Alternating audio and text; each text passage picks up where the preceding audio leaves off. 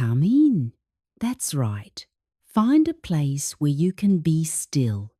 A place where the world outside can finally begin to fade. Let go of the day you have just lived. Let go of its hurried pace, its sharp edges, its many demands. You can set it down now, just as you would set down a heavy bag at the end of a long journey. Feel the weight lift from your shoulders. Take a slow, deep breath in, filling your lungs with the quiet air of this moment. And as you breathe out, release everything that is not needed here. Release the noise, the worry, the endless lists of things to do. You have arrived. You are exactly where you are meant to be. I'm Petra, and it's my great joy to be here with you. Before we begin our story, let's take a moment just for us. A small pocket of stillness in the turning of the world. Let's take a breath together. A slow, deep inhalation, feeling your lungs expand with calm, clean air. And now a long, gentle exhalation, letting go of all the noise and hurry of the day. Feel the tension release from your brow, your jaw, your neck.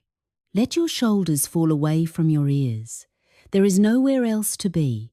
You are safe, settled, and at peace. Tonight, I want to tell you a story you think you know. It is a tale of a girl, a forest, and a wolf.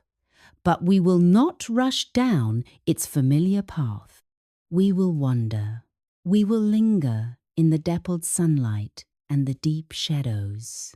It is a story about the difference between the path we are told to walk and the one our heart knows is true. It is about the voices we choose to listen to, the charming, persuasive voices from the outside, and the quiet, certain voice that whispers from within. It is a story about intuition, that deep inner knowing that is our truest guide. You don't need to hold on to every word. Let them wash over you like a gentle tide. If sleep comes to claim you, that is a beautiful thing. I will still be here, finishing the tale. So now, get comfortable. Let your body grow heavy and your mind grow soft. Allow your breath to find its own easy, peaceful rhythm, and let us begin. Once upon a time, in a place where the forest was more than just a collection of trees, where it was a living, breathing entity with a memory as old as the mountains, there was a village. It was a neat, orderly place, nestled in a clearing like a tidy bird's nest on a great green branch. The houses were of sturdy timber and clean, whitewashed plaster, their roofs thatched with golden straw that smelled of the sun. The paths were swept, the fences mended, and the days moved with the predictable, comforting rhythm of the seasons. In this village, on the very edge of the great forest, lived a young woman known to everyone as Lyra. She was not a child, but stood on that luminous threshold between girlhood and womanhood, a time of profound and quiet blossoming. She possessed a spirit as vibrant as the wild poppies that grew at the forest's edge. Her heart was a place of deep and guileless kindness, a spring of clear water that offered itself freely to all who were thirsty. Her connection to the world was not just seen, but felt. She felt the contentment of the cat sleeping in a patch of sun, the anxiety of the baker when his dough failed to rise, the quiet joy of her mother tending to her garden. This sensitivity was her nature, an open window to the world that let in both the warmth and the chill. She wore a hooded cloak of a deep, rich crimson, the colour of holly berries and heart's blood. It had been a gift from her grandmother, spun from wool her grandmother had sheared herself, dyed with pigments she had gathered from deep within the woods. The cloak was more than a garment, it was a symbol.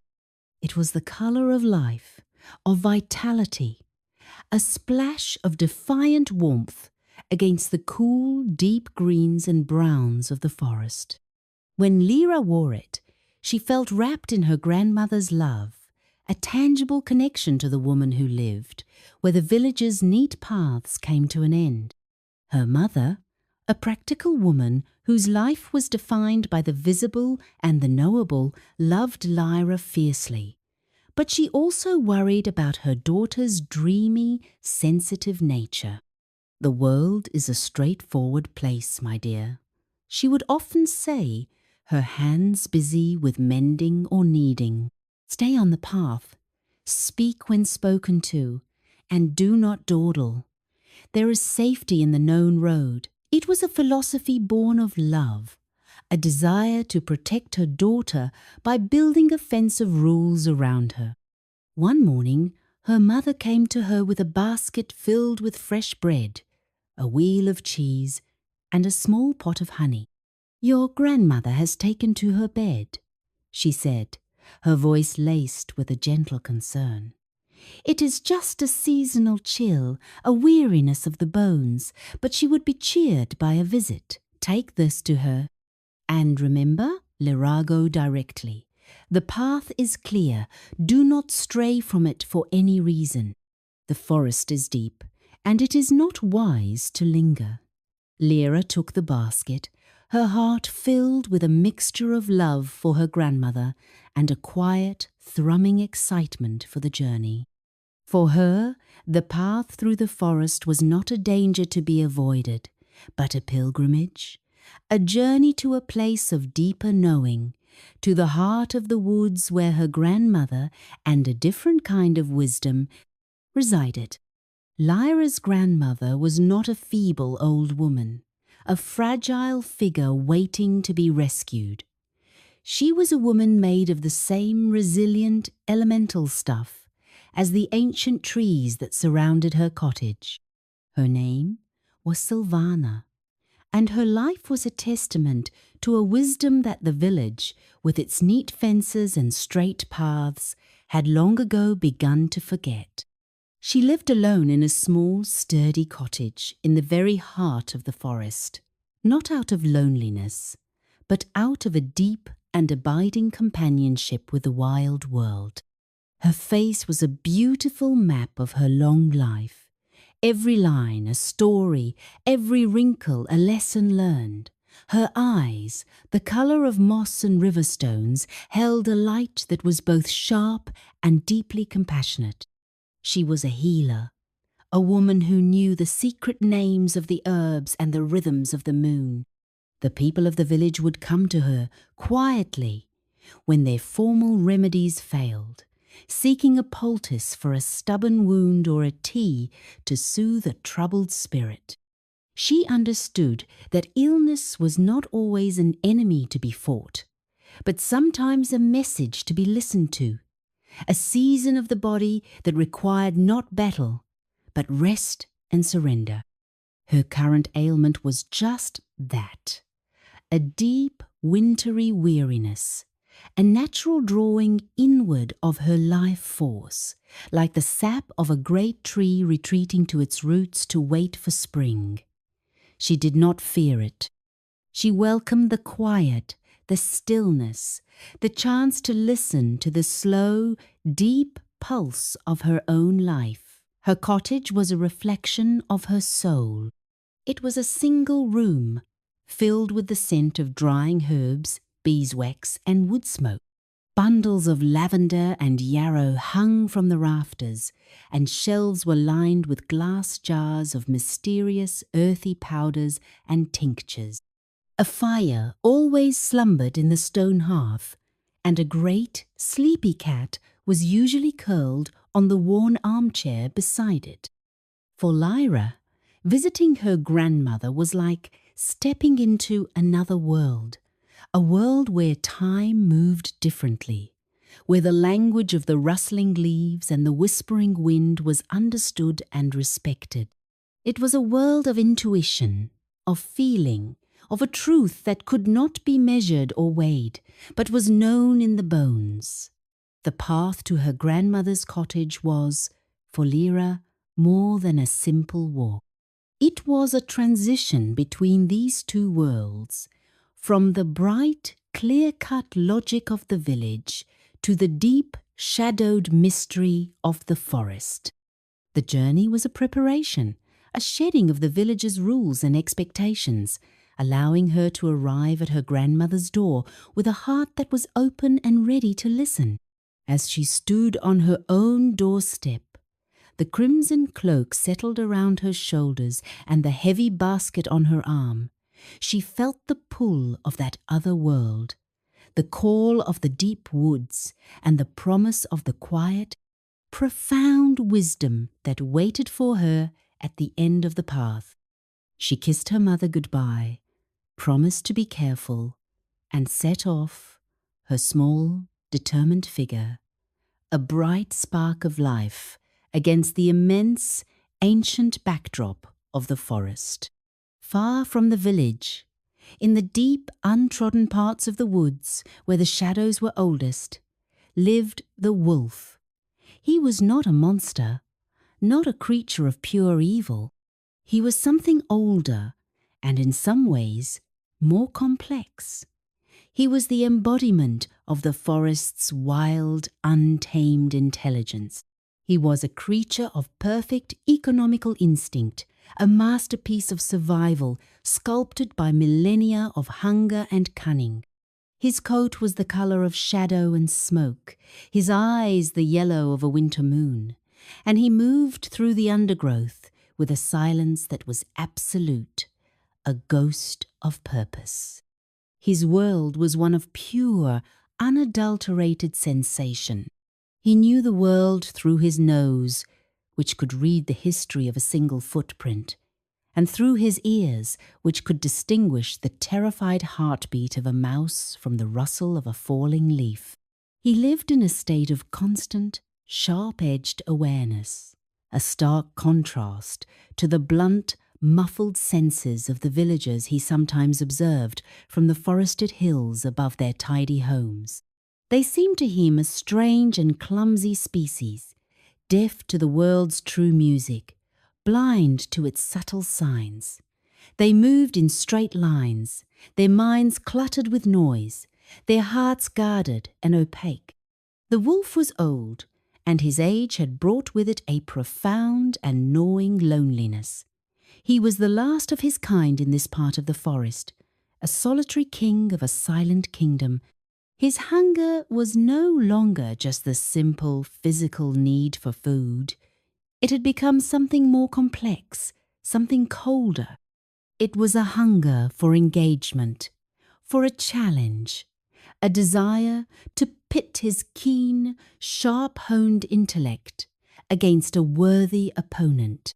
He watched the villagers, and he saw their vitality, their community, their warmth, and he felt a strange, cold envy. He could not be a part of their world, so his instinct, twisted by loneliness, was to dominate it, to prove his superiority over it. He saw their rules and their paths as a weakness, a cage they had built for themselves. He was the freedom that lay outside that cage, a freedom that was both magnificent and terrifyingly empty. He knew of the girl in the red cloak. He had seen her many times, a flash of impossible colour against the muted greens and browns of his world. She intrigued him. Unlike the others, she did not seem to be deaf and blind to the forest. He had seen her stop to listen to a bird's song, her head cocked just so. He had seen her touch the moss on a tree with a kind of reverence. There was a light about her, an awareness, that he found both irritating and fascinating. It was a challenge. Her innocence was not the blunt ignorance of the other villagers. It was a different kind of wisdom, and he felt an overwhelming predatory urge to test it, to unravel it, to prove that his own dark, cynical wisdom was the truer one. On this day, as he scented the air, he caught her trail, the faint, clean scent of soap and warm bread, and he knew she was walking the path alone. A slow, cold smile stretched his lips. The game was about to begin. Lyra took her first steps into the forest, and the world changed. The bright, open sunlight of the village clearing gave way to a softer, greener, dappled light that filtered through the high canopy of leaves. The air grew cooler, fragrant with the scent of damp earth, pine needles, and the subtle, sweet perfume of unseen wildflowers. The sounds of the village, the clang of the blacksmith's hammer, the chatter of voices faded, replaced by the symphony of the woods. The gentle sigh of the wind in the branches, the chittering of a squirrel, the distant, rhythmic tap-tap-tap of a woodpecker. For the first part of her journey, the path was wide and well-trodden, a clear, reassuring ribbon of packed earth that wound its way between the great, silent trunks of oak and ash.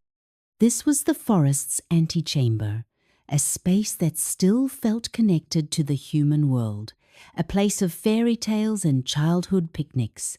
Lyra walked with a light step, her heart full.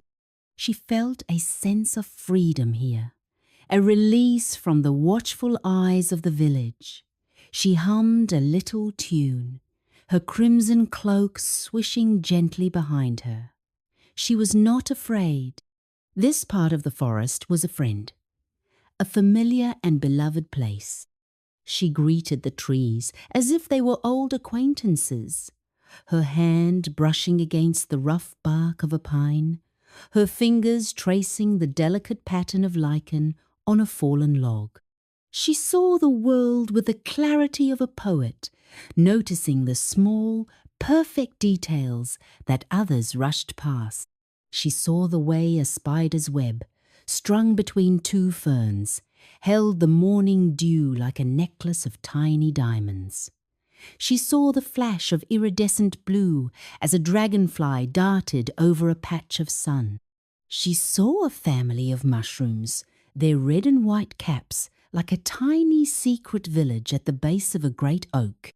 Her mother's warning to stay on the path was a quiet hum in the back of her mind, but here, in this gentle, welcoming part of the woods, it felt like an unnecessary caution, a rule for a world that did not exist.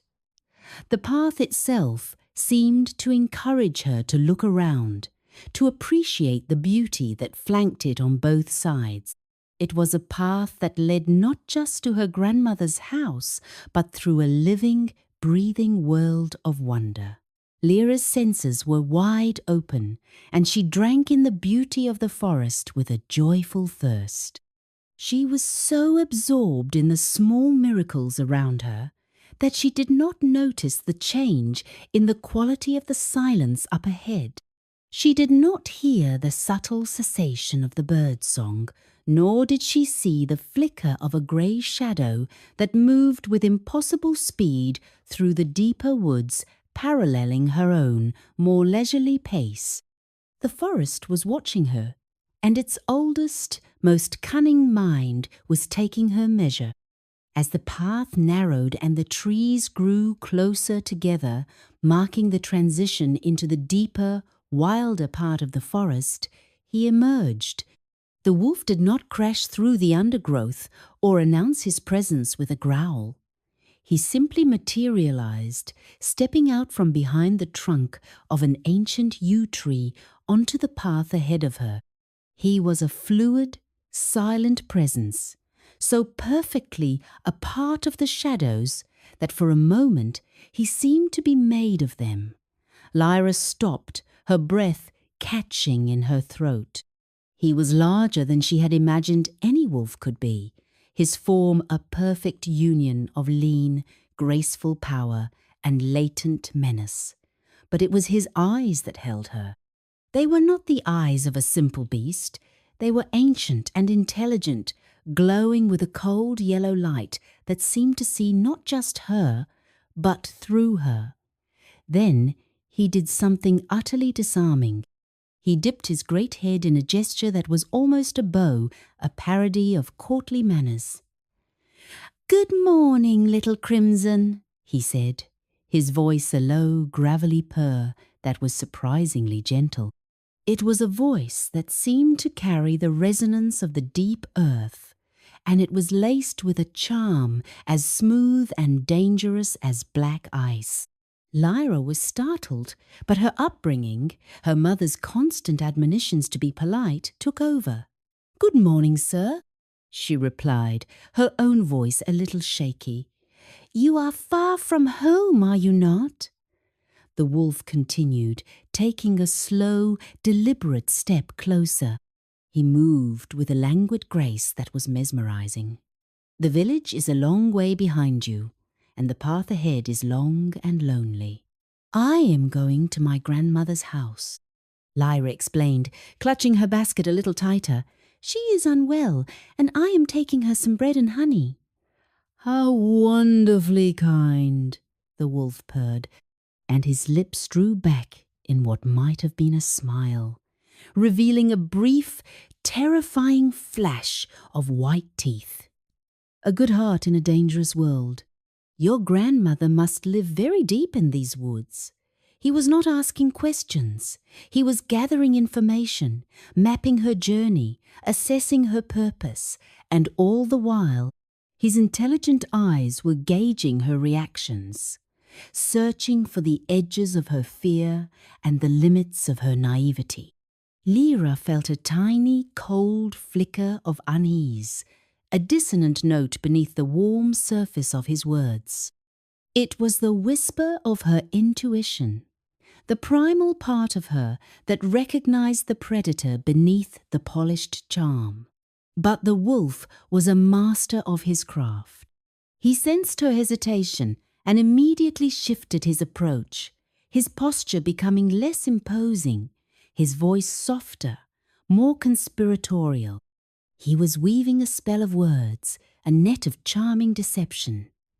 And Lyra, caught between her inner warning and her outer conditioning to be pleasant and trusting, was beginning to become entangled. Lyra's inner warning, that small, cold feeling of wrongness, was a fragile thing. It was the ancient instinctual wisdom of her grandmother's bloodline, a voice that spoke without words. But it was competing with the much louder, more practiced voice of her village upbringing, the voice that said, "Be polite, be helpful, do not offend, trust in the goodness of others." The wolf, with his preternatural cunning, sensed this inner conflict and knew exactly how to exploit it. He tilted his head, his expression one of friendly concern. "But you walk with such purpose," he said, his voice a soft caress. "Your eyes are fixed only on the path before you. You are missing all the beauty your grandmother's kingdom has to offer. Look." He gestured with his snout towards a sun-drenched clearing just off the path, where a carpet of the most exquisite bluebells shimmered like a piece of fallen sky. "Your grandmother is old. She has her bread and her honey, but what would truly cheer her spirit? A bouquet of flowers gathered by her own beloved granddaughter, a splash of the forest's life and colour to brighten her sick room. Would that not be a greater gift than haste?" His words were a masterstroke of manipulation. They were not a command, but a suggestion, wrapped in the language of kindness and love. He was appealing to her good heart, using her own best nature against her. He was reframing the act of straying from the path not as disobedience, but as an act of greater devotion. The image he painted was irresistible to Lyra. She imagined her grandmother's smile, her delight at such a thoughtful, beautiful gift. The wolf's suggestion seemed not only reasonable, but wonderful. The small, cold voice of her intuition was drowned out by the warm, appealing logic of his argument. "You are right," she said, a genuine smile returning to her face. "That is a lovely idea." "Thank you, sir." "Think nothing of it," the wolf purred, his yellow eyes gleaming with a cold, triumphant light that she, in her renewed innocence, mistook for warmth. "The finest ones are always found a little deeper in. Take your time, find the very best for her. She deserves nothing less." With another dip of his head, he turned and melted back into the shadows of the trees, vanishing as silently as he had appeared. Lyra stood for a moment, her heart now light and full of a new, happy purpose. The wolf's words had turned her mother's warning on its head. Staying on the path now seemed like a failure of love, a lack of imagination. The real act of kindness, the real expression of her heart, lay just a few steps away, in the sunlit clearing of bluebells. She took a deep breath, the scent of the flowers pulling her in, and with a happy sigh, she stepped off the well-trodden path of packed earth and into the soft, untamed grass of the meadow. The moment her foot left the path, the wolf, hidden and watching, knew he had won the first and most important battle. He had severed her from her lifeline of safety and set her adrift in his own domain. The moment Lyra stepped off the path, the wolf moved. He did not run, he flowed. He became a silent grey river of purpose, pouring himself through the densest parts of the forest.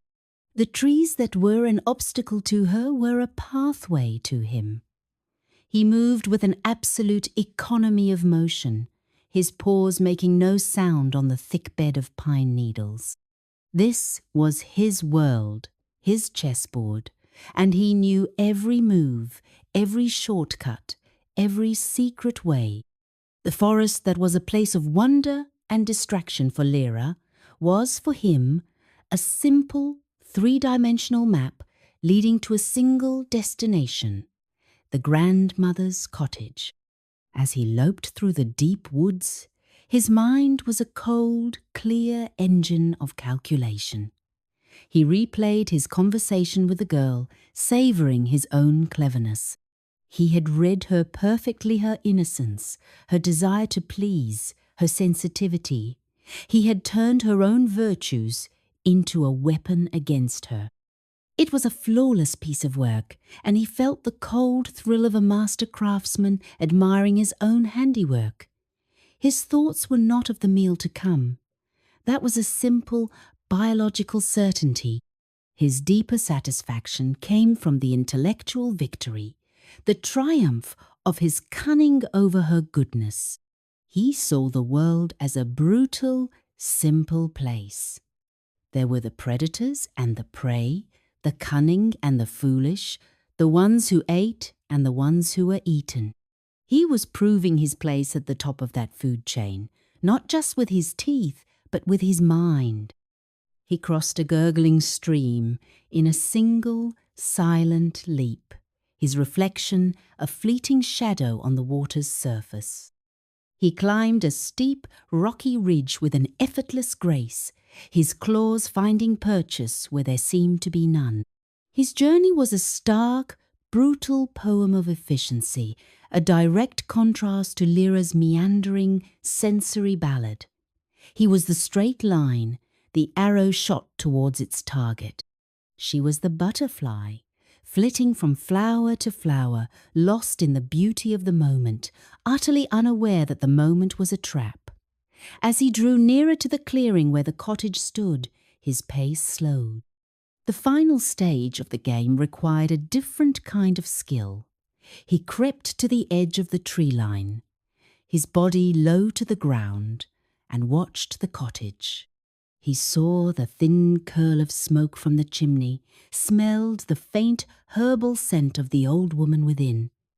He settled himself down to wait, his patience as profound and absolute as his hunger.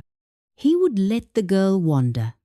Let her fill her basket and her heart with flowers, giving him all the time he needed to set the final perfect snare. Meanwhile, Lyra was lost in a world of pure, sensory delight. The clearing the wolf had pointed her to was just the beginning. It led to another and another, each one more beautiful than the last. The forest floor was a tapestry woven with violets, wood anemones, and tiny star-like blossoms she did not know the names of.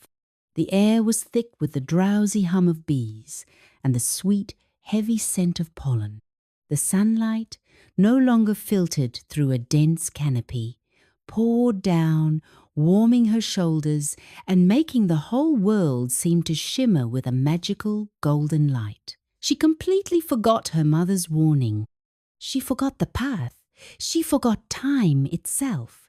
Her only mission was the one the wolf had given her, to gather the most beautiful flowers for her grandmother. She wandered from patch to patch, her crimson cloak a moving splash of colour in the sun-drenched meadow.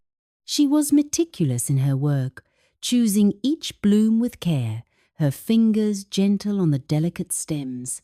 She talked to the flowers as she picked them, her voice a soft, happy murmur. She felt a profound sense of connection to this place, a feeling of being completely and utterly at home. This, she thought, was the real heart of the forest, not the dark straight path, but this wild, untamed garden of beauty. She was experiencing a kind of intoxication, a lulling of the senses that was so pleasant, so peaceful, that it left no room for caution. The small voice of her intuition, which had tried to speak to her on the path, was now completely silent, buried under an avalanche of beauty. This was the second stage of the wolf's trap. The first was to lure her off the path with logic. The second was to hold her in place with beauty. He knew the forest's enchantments as well as he knew its dangers, and he knew that for a soul like Lyra's, a field of flowers could be as effective a cage as any iron-barred prison. She wove some of the flowers into a small crown for her hair and admired her reflection in a still pool of water. She chased a brilliant blue butterfly, her laughter echoing in the quiet air. She lay back in the soft, warm grass and watched the clouds drift by, her basket, now overflowing with a riot of colour, resting beside her. She had become a part of the meadow, a figure in a beautiful, sunlit dream. And all the while, the sun was moving across the sky, the shadows were lengthening, and on the other side of the forest, the patient, cunning wolf was preparing for the final act. Having given Lyra ample time to become lost in her floral reverie, the wolf rose from his hiding place and approached the grandmother's cottage. He moved with a new kind of silence, a predatory stillness that absorbed all sound. He reached the small wooden door and paused, listening. He could hear the soft, rhythmic breathing of the old woman inside, the gentle crackle of the fire. His plan was simple, but required precision. He raised a paw and knocked softly on the door, a gentle, hesitant tap. "Grandmother," he called out, and the voice that emerged from his throat was a chilling, perfect imitation of Lyra's. It was high and sweet, and held a note of youthful innocence. It was the voice of a girl who had stayed on the path. Inside, Sylvana stirred from her light doze. She sat up in her bed, her keen ears picking up a subtle dissonance in the sound. The voice was like her granddaughter's, but not quite. It was a perfect copy of the notes, but it lacked the music, the warm, vibrant soul that she knew so well.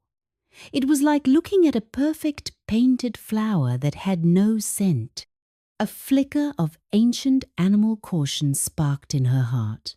"Who is it?" she called back, her own voice steady and calm.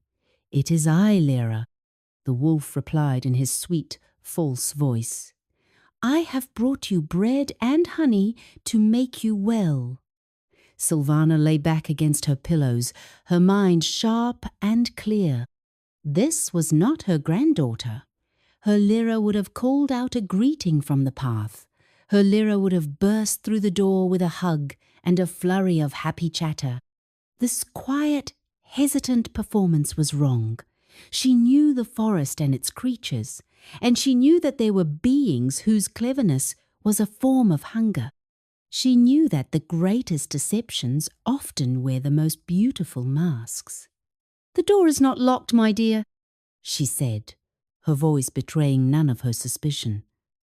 "Lift the latch and come in." She reached a trembling but steady hand to the heavy carved walking stick that leaned against her bed. She was old, and her body was weary, but her spirit was a formidable, ancient thing. She would not be easy prey. She was a woman of the forest, and she knew how to face its dangers. She waited, her breath held, listening to the soft scrape of the latch being lifted from the outside, and prepared herself for whatever was about to enter her home. The wolf pushed the door open and slipped inside, his large frame seeming to drink the light from the small, cozy room. For a moment he stood perfectly still, his yellow eyes adjusting to the dim, firelit interior. He saw the old woman in the bed, her face pale against the pillows, but her eyes sharp and unafraid.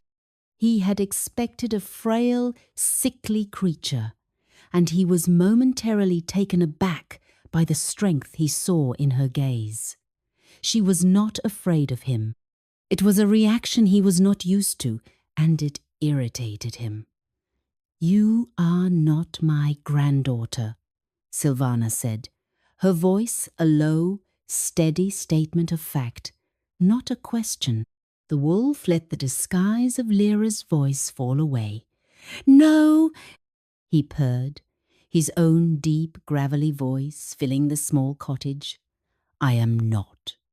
He took a step towards the bed, his movements fluid and menacing. He was no longer playing a role. This was the predator revealed. "I know what you are," Sylvana continued, her grip tightening on her walking stick. "You are the hollow hunger of the woods, the cunning that feeds on innocence." The wolf let out a low, soft laugh. "And you are the fading wisdom that thinks it can stand against the tide. The world is simple, old one. There is only the hunter and the hunted. And today you are the hunted." He was tired of the game now. The intellectual sport was over, and the primal physical reality was all that remained. He saw her as nothing more than an obstacle, a piece to be removed from the board before the true prize arrived. He lunged, expecting her to cower, but Sylvana was ready. With a speed that belied her age, she swung the heavy oaken stick, catching him a glancing blow on the shoulder. It was not enough to injure him seriously, but it was enough to surprise him, to sting his pride. He snarled, a sound of genuine anger this time, and swiped at her with a massive paw. The walking stick splintered in her hands. The small act of defiance was over. He loomed over her, his hot breath on her face. But instead of the final brutal act, he paused. A new, more exquisitely cruel idea formed in his cold mind. To simply devour her would be a waste. The disguise was the key to the entire trap. With a swift, powerful movement, he bundled the old woman, blankets and all, and thrust her into the deep, dark wardrobe at the side of the room, bolting the heavy wooden door. Her protests were muffled, her strength no match for his. The cottage was silent once more, except for the pounding of her fists against the inside of the wardrobe door. The wolf ignored it. He had what he needed. The stage was now his, and his alone. With the old woman secured, the wolf turned his attention to the final preparations. His movements were deliberate and chillingly methodical.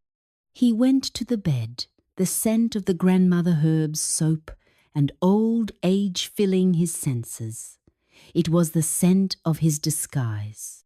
He picked up the frilly white nightcap that lay on the pillow and, with a kind of fastidious care, settled it on his own great grey head, tucking his pointed ears beneath the fabric. The image was grotesque, a monstrous parody of domesticity. Then he pulled the grandmother's nightgown from a hook on the wall. It was a simple flannel garment, and he wriggled his powerful shoulders and torso into it, the fabric straining at the seams. Finally, he climbed into the bed, the small wooden frame groaning under his unaccustomed weight. He pulled the thick quilt up to his chin, arranging the pillows around his head to further obscure his features. He lay there for a moment, an enormous, wolfish shape hidden beneath the trappings of a frail old woman, and surveyed his work. The deception was crude, but in the dim light of the cottage, with the bed curtains partially drawn, he knew it would be enough. It did not need to be perfect. It only needed to hold for a few crucial moments, long enough to lure the girl close. He practiced his new voice, a weak, reedy imitation of an old woman's quaver. "Is that you, my dear?" he whispered to the empty room. The sound was satisfactory. He settled back into the pillows and waited. The waiting was a pleasure in itself. It was the moment of absolute power, the stillness before the final, inevitable conclusion. He could hear the faint, muffled sounds from the wardrobe, a sound he chose to ignore. He could hear the crackle of the fire, the ticking of a small clock on the mantelpiece. The cottage was a stage set, and he was the star performer, hidden in plain sight, waiting for his unsuspecting audience of one. He closed his yellow eyes, not to sleep, but to sharpen his other senses, listening for the sound of a light footstep on the path, the soft click of the latch, the sweet, innocent voice that would signal the end of the game. His patience was a cold, black, and bottomless well. He could wait for an eternity if he had to. The trap was perfect. It was flawless. All it needed now was the final, crimson piece to complete it. Lyra finally began her journey back to the path, her arms laden with a magnificent, colourful bouquet, and her heart light with the pleasure of her task. As she emerged from the sunlit meadows and re-entered the shadowed woods, she felt a subtle shift in the atmosphere. The air seemed heavier, the silence deeper. The happy, drowsy hum of the meadows was gone, replaced by a watchful stillness. A small, cold knot of unease began to form in her stomach. It was the returning whisper of her intuition, rousing from its slumber. She quickened her pace, her light-hearted mood beginning to evaporate. The path, when she found it again, seemed darker than before, the trees leaning in as if to share a secret. By the time she reached the clearing where her grandmother's cottage stood, the sun was low in the sky, and long, menacing shadows stretched from the trees like grasping fingers. The cottage looked different. The cheerful curl of smoke from the chimney was gone. The door, which her grandmother always kept latched, was slightly ajar. The whole scene felt profoundly wrong. It was a picture that was perfect in its details, but utterly false in its feeling. Her mother's warning came back to her now, not as a gentle hum, but as a loud, clanging bell of alarm. She paused at the edge of the clearing, her hand clutching the basket, her bouquet of flowers suddenly feeling foolish and heavy. She wanted to turn and run, to flee back to the safety of the village and the bright, clear logic of her mother's world. But the thought of her grandmother, sick and alone, pushed her forward. She took a deep breath, pushing down the feeling of dread, telling herself she was being foolish. And slowly, hesitantly, she crossed the clearing and pushed open the cottage door.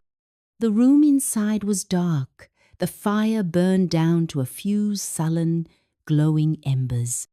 A strange, musky animal scent, a scent she had noticed on the path, hung in the air, overpowering the familiar smell of herbs and beeswax.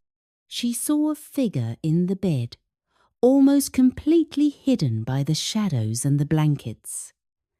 "Grandmother?" she whispered, her voice trembling. A weak, quavering voice answered from the bed. "Is that you, my dear? Come closer. My eyes are dim, and I cannot see you well." The voice was wrong.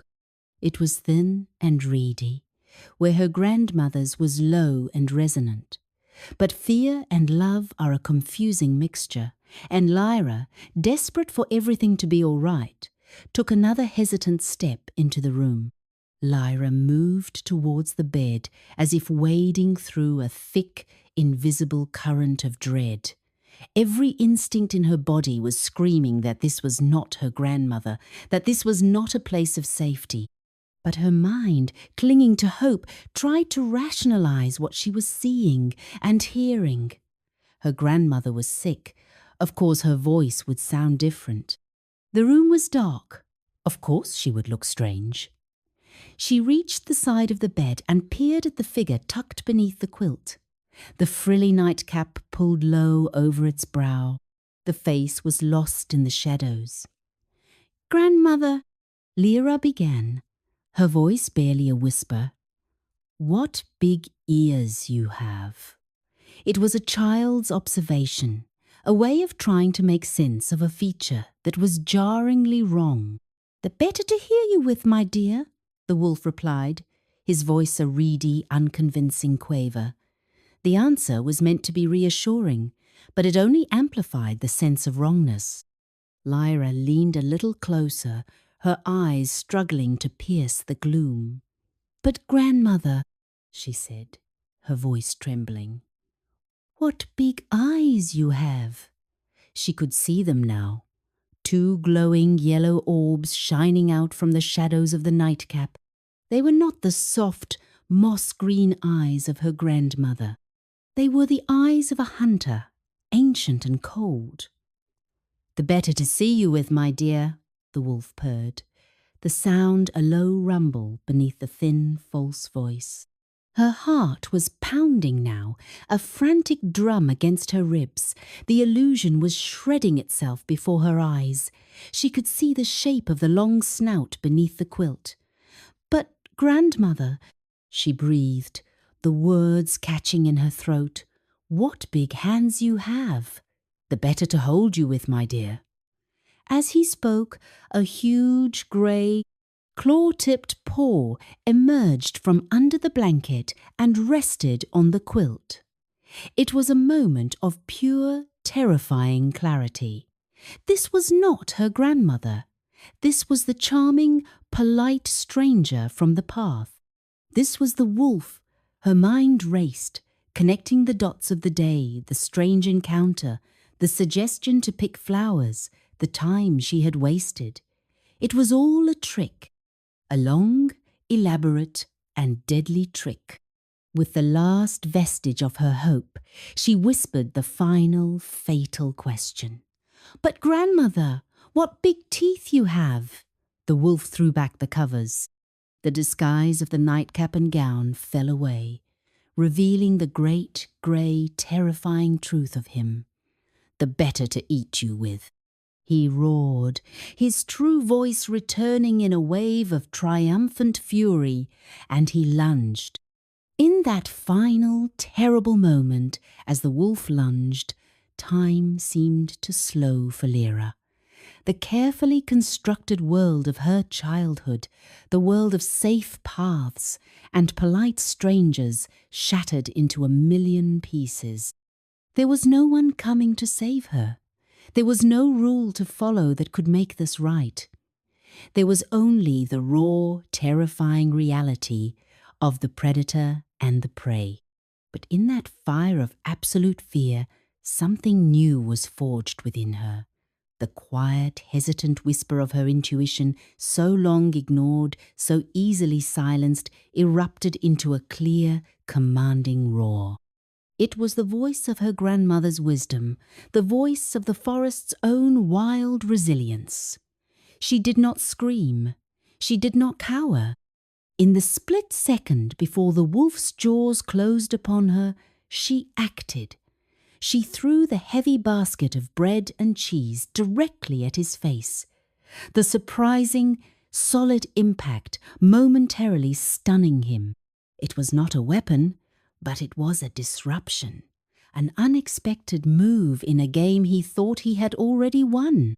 In that same instant, she did not run for the door, the obvious escape route he would have anticipated. Instead, she dove sideways, rolling under the groaning bed frame, and scrambled towards the back of the cottage. The wolf, shaking his head to clear it, roared in frustration. He had misjudged her. She was not just a foolish, innocent girl.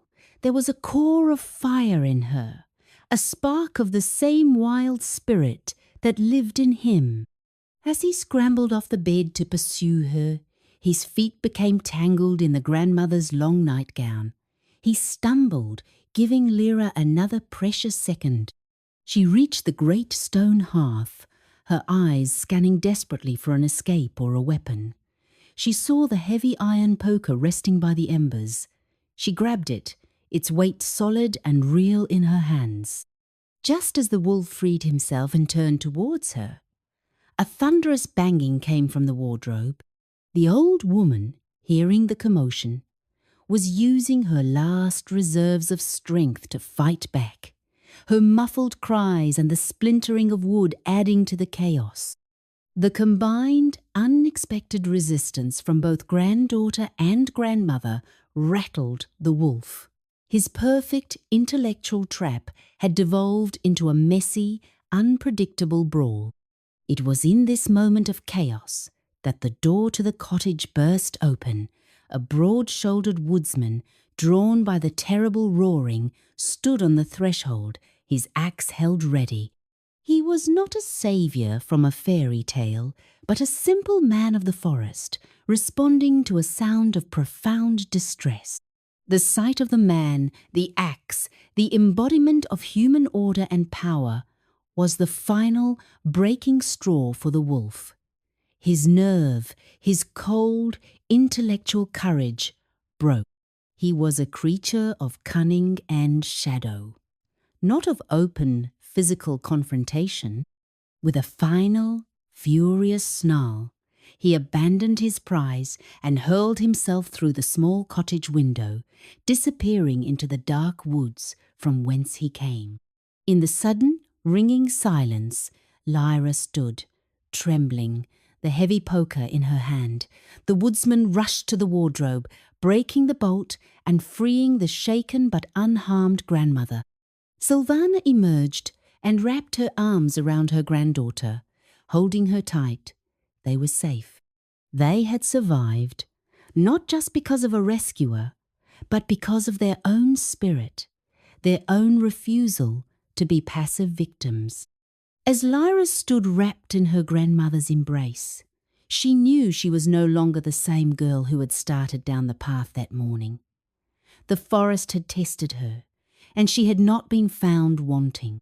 She had learned that the most dangerous wolves are the ones with the most charming voices, and that the truest path is the one guided by the quiet, unshakable wisdom of your own heart. And that night, as the woodsman stood guard and a new fire burned brightly in the hearth, She fell asleep in her grandmother's chair, the crimson cloak wrapped around her like a shield, her dreams filled not with fear, but with the deep, quiet strength she had found within herself.